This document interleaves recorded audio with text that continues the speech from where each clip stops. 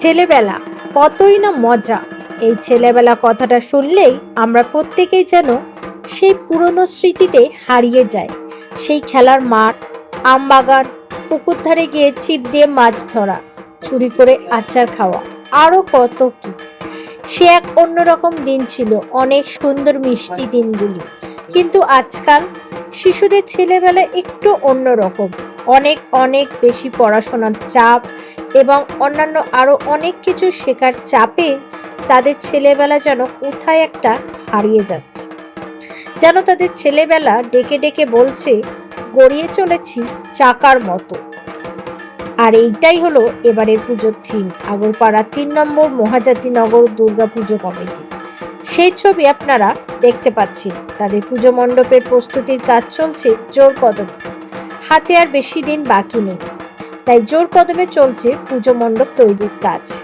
এবার আমরা শুনে নেব মণ্ডপ শিল্পী কি বলছেন। নমস্কার, আমি ইন্দ্রজিৎ পোদ্দার। এবছর আগরপাড়া মহাজ্যোতিনগর ৩ নম্বর দুর্গা উৎসব কমিটির পুজোর ৭৫তম বর্ষের দায়িত্বে আমি। এখানে মণ্ডপ ও প্রতিমা উভয়ই আমি নির্মাণ করছি।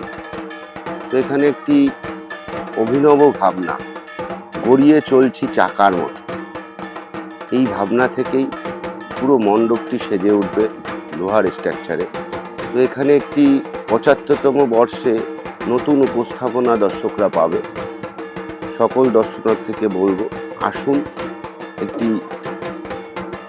ছোট পুজো ৭৫তম বর্ষে কিভাবে বড় হয়ে উঠেছে সেটা এখানে ফুটে উঠবে।